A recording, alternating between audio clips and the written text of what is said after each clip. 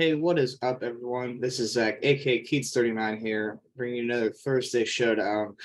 Um, After a couple really fun Thursday games that we've got to have this year, this one turns into the complete opposite, and that's coming from a Steelers fan.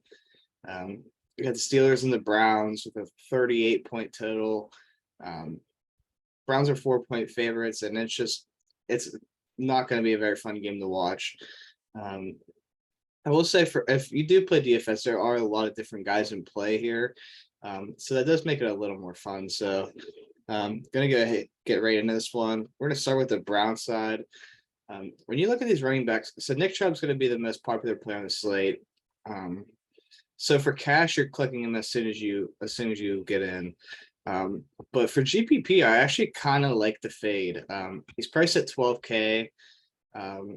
Kareem Hunt's at 7.6, and they are pretty much in very similar playing time roles. Obviously, Nick Chubb is actually, they're both to the top running backs in the league. We know Nick Chubb's always going to flirt that 100-yard mark. He's always going to be the highest odds to score a touchdown for them. But on a slate where a lot of people are going to play like Nick Chubb with kickers and defenses, I think that the GPPs you get different. And we saw in the main slate this week, like cash or chalk is not locks to hit. Like last week, they all flopped. If you faded the chalk, you were like automatically way ahead of the field. Well, I'm not saying that's going to be the case tonight. I do like if he. It's always very in play. He goes 20 carries for 95 yards, no touchdowns, no catches. 9.5 at that 12K mark is just not going to really do it for especially GPPs. So I kind of like this idea of going down to play Kareem Hunt at 7.6K. And you get honestly decent, like Kareem Hunt plays a ton in the red zone too. He catches passes more. So yeah, like I just think that's a very easy way to start your lines different than everybody else. The Browns do get back Patoni this week, and Conklin's going to play. So like their lines shouldn't have much trouble running the ball against the Steelers. That is the one scary part. Excuse me, but like watching the Steelers the first week, they looked fine against the run. Last week it was just like it's probably the Patriots or Steelers game is probably going to be very similar to how this game's played. So that's kind of how I'm attacking. Like so, cash, I'm definitely playing Chubb. I think both are in play. Like you can play them together. But GPPs, which is what I'm going to mostly be playing, is I think I'm leaning towards just going to Hunt and getting a like not having to punt that other guy with a kicker. Definitely wouldn't advise that in cash, but I do like that strategy in GPP. Amari Cooper, I absolutely love here today. The game flow isn't ideal for him, but the Steelers have been shredded by wide receivers this year. And no TJ Watt just makes that like so much more possible. He puts so much pressure on the opposing offenses. And when he's not there, our pass or I shouldn't say ours. I'm a Steelers fan, so I will probably simply say that a couple times. But the Steelers pass rush is just totally different. So like while we're still a fine defense without him, he is like just changes everything. So yeah, we see Cooper's playing the 80% mark. We saw him have that big game last week, 10 catches, over 100 yards. The Steelers don't have a guy that can cover him. So as long as Jacoby Brissett can get him the ball and they're not like ahead, I just think he's such a smash play here. So I guess next to Jacoby Brissett, his price is like, so both quarterbacks are why you don't want to play them because they're boring. They're just really, really cheap at that 8K mark, and they're both very in play. I know Jacoby has a little bit of rushing upside, especially at the goal line. The Browns haven't really done it this year, I don't think, but we saw it. That was his role last year. He'd come in on 4th and 1 and just QB sneak it. So he always has that TD upside. It's not a spectacular matchup, but it's just really, really cheap as a running quarterback at 8.8K. So that's where I'm mostly going for the Browns. So Browns, I'm looking at the top tier guys. Donovan Peoples-Jones is in play. He's playing a ton of snaps, as you see. But it's supposed to be really windy tonight. And what he does, he kind of takes the tops off the defenses for him. So don't really have too much interest there. But for GPPs, I don't hate. Big guy that can run. David Njoku is where I'm probably not going to do it this week, but I am buying him in like fantasy for the rest of the year. Like his snap counts are incredible. While his targets haven't really been, he had a touchdown called back last week. I think his like toe was out of bounds or something, if I remember correctly. But he got to 5 targets last week after only won the first game. And you just look at his player profile, like anytime you see best comparable Travis Kelce, it's like, yeah, I'm in. Elite dominator in college, elite athlete at every aspect. Like when Deshaun Watson comes in, he's going to totally smash. And I think he's going to start getting some bigger games here soon with Jacoby. Maybe this isn't the game with Minka on him a decent amount, but I actually don't even know how much that'll happen. Like Minka likes just to play over the top of the defenses and ball hawk. So I could actually see David Njoku being really, really strong here today, especially in this windy type game, or to see a decent amount of checkdowns. Like, I don't know. I'm in on David Njoku. His price is fine. So yeah, I think he's probably going to be lower end because he hasn't had very much success this year. But like if he gets that touchdown last week, it's probably a different conversation. So yeah, I do like Njoku. Harrison Bryant is also in play here tonight. He is the one that he's been getting more targets. Yeah, 4 targets. He has a couple more than Njoku on the year. They do like him. He's also very, very productive receiver or tight end in college. Good athlete as well. And there's no Jesse James, so probably gets most of these extra snaps. So yeah, probably a little over the 50% range, and very, very live to score a touchdown. Like I would definitely prefer Njoku or the kickers, but he's another guy that like he can definitely put up numbers in this game. So and that's pretty much where I'm ending on the Browns. Schwartz is in play. Both these guys are in play because they're so cheap. If I make sure that Dearness Johnson is out to play. He's listed right back here. Felton, but that's been the case so far this year. And you can see like a jet sweep design, a couple of screen pass design for him. Schwartz is another deep guy that I don't love because of the weather. And Bell's playing enough snaps to make him in play at 1.4, but it's just not really necessary on the slate unless you want to play Chubb captain with a couple of other top tier guys. And as I said earlier, defenses and the kicker are both very in play here, so I don't hate either of those options as well. Then we move over to the Steelers.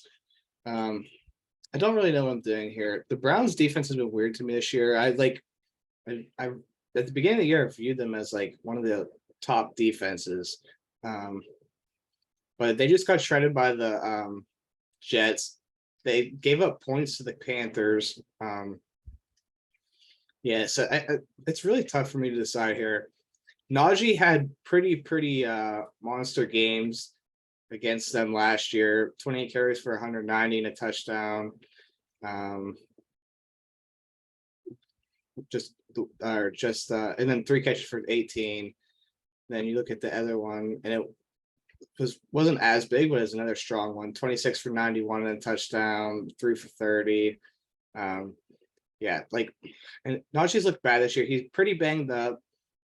Our offensive line is terrible. So like I don't love the play. And I do expect, especially on a short week, I expect to see probably maybe not that much, but like probably like 65-35 for Najee Jalen Warren.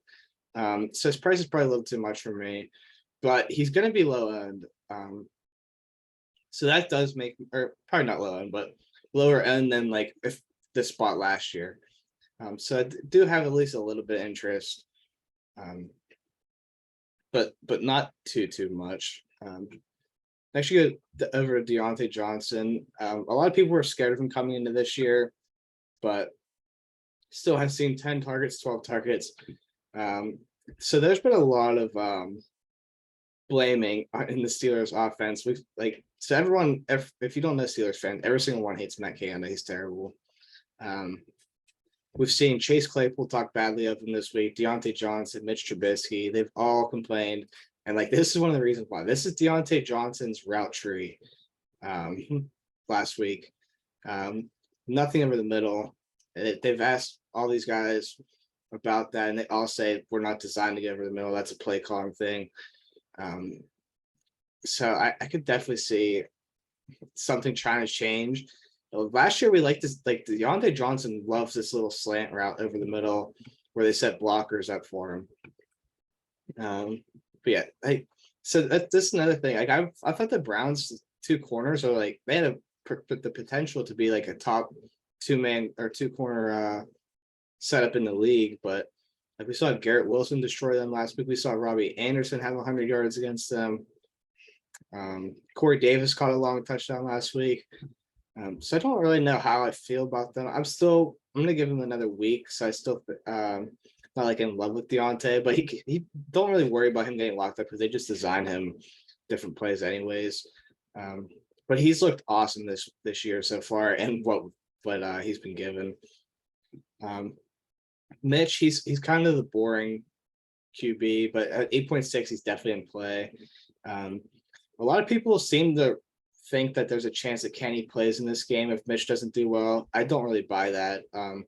On a short week in Cleveland against Myles Garrett with our bad offensive line, it just doesn't make any sense to me for Kenny to play in this one.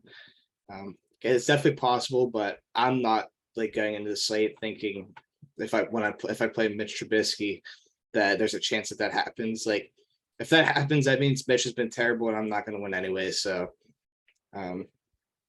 yeah, I don't really buy that talk. Pat Freiermuth has been their favorite target this year. He's getting a ton of targets in the red zone the few times we've been there. 10 targets and 7 targets.